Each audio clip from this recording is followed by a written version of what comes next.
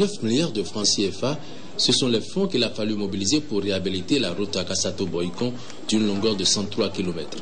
Pour réunir ce montant, le président Boni Yayi a rencontré par 4 fois les plus hautes autorités chinoises, à 3 reprises.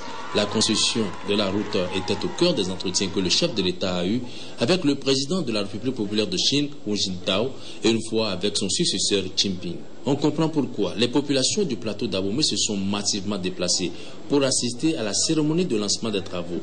Une cérémonie qui revêt une grande importance non seulement pour les habitants du plateau d'Abomey et du Septentrion, mais aussi pour les pays de l'Interland. Du fait des longs détours à faire, les taxis se sont faits plus rares. De moins en moins de personnes viennent désormais passer leur week-end à Boikon ou à Abomey. Beaucoup de transporteurs ont garé leurs camions. C'était un drame. Et je vous l'avoue, Excellence, Monsieur le Président, face à cette grande souffrance, les populations commençaient à désespérer. Tandis que vous continuez à nous rassurer que cela allait se faire. Et puis, nous voici ici aujourd'hui. Je sais que cette fois-ci, ça y est vraiment. Nous savons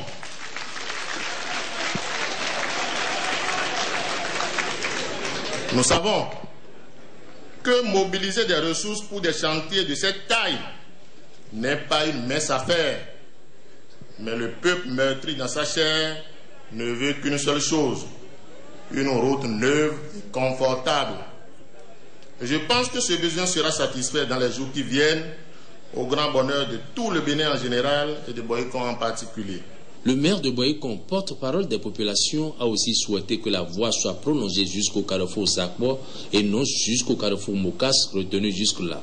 L'ambassadeur de Chine au Bénin, qui a joué un rôle majeur dans la concrétisation du projet, a éprouvé évidemment un sentiment de satisfaction.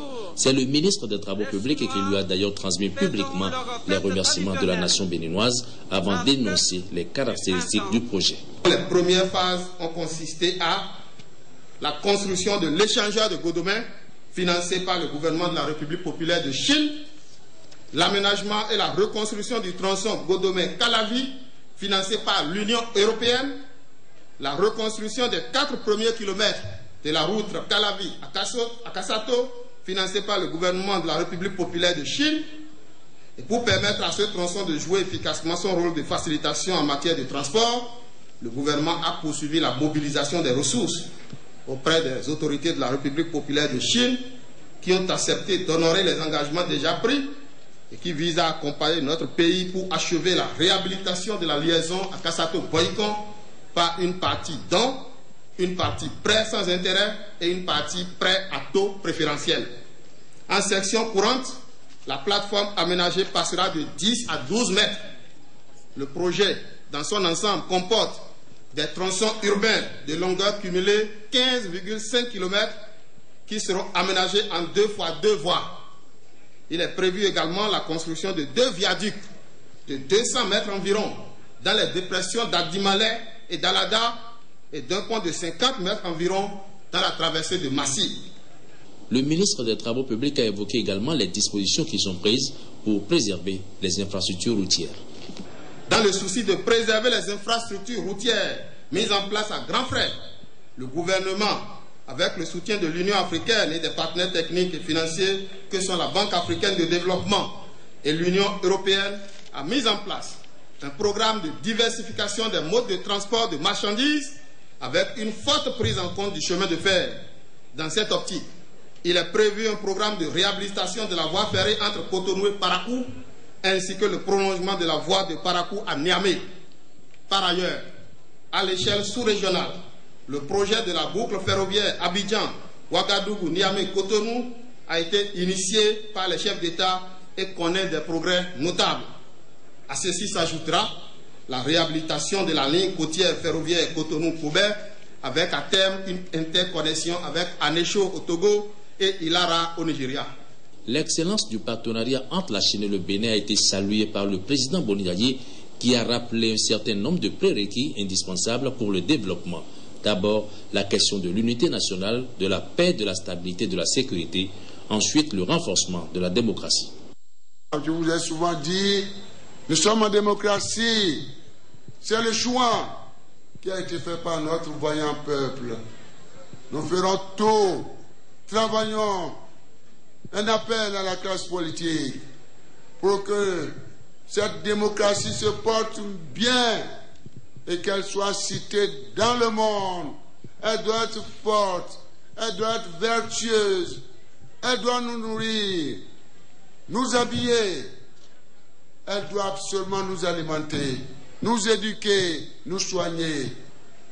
Oui, mes chers compatriotes, elle n'est pas l'équivalent du désordre et de l'anarchie. Et pour ce faire, eh bien, le second élément passe par un État fort. Un État fort. Quand je parle d'un État fort en démocratie, je peux dire alors un État de droit fort. Ce qui suppose des institutions fortes, très fortes,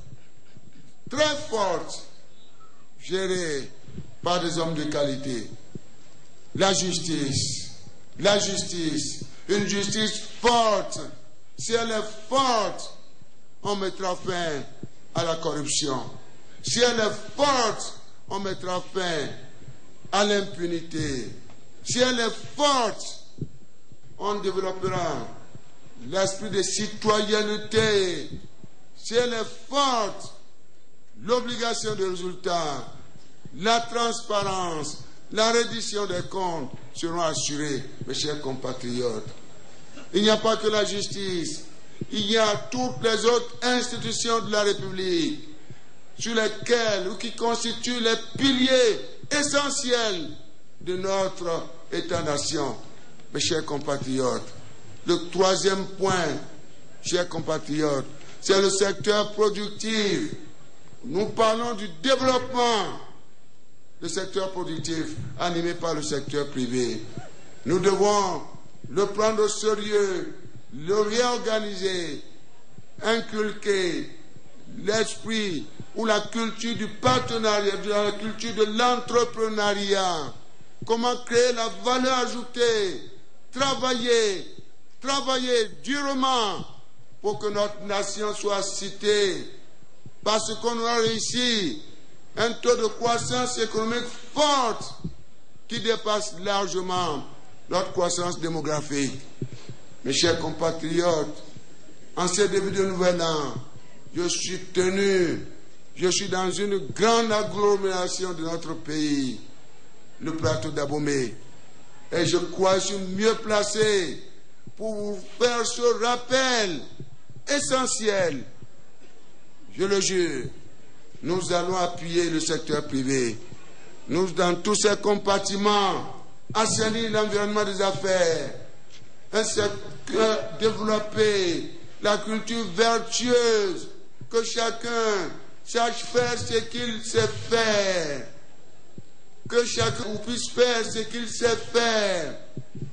L'homme d'affaires crée la richesse, fait tourner le secteur productif. Mes chers compatriotes, c'est ça seul qu'il doit faire. Mais il ne peut pas faire la politique. Le politicien fait la politique. Et ce que le politicien sait faire. Mais l'homme d'affaires ne peut pas faire la politique. Si on mélange les rôles, la nation va s'effondrer. Chère Majesté, je vous le dis. Le troisième point, chers compatriotes, ou le quatrième point, les infrastructures. Nous y sommes. L'année 2014, en effet, est placée sous le signe de la modernisation des infrastructures routières. À Kassato Boyikon, qui a été lancé, marque le début de la matérialisation de cette ambition. Bientôt, la reconstruction de la route Godomé-Baou en 2x2 voies sera une réalité. Au titre des chantiers en cours ou à démarrer, on peut citer entre autres l'aménagement et le bitumage de la route Kandi-Segmana, frontière Nigeria, la route Kome-Lokosa-Dogbo et la bretelle de Zunkwe à Tiémé.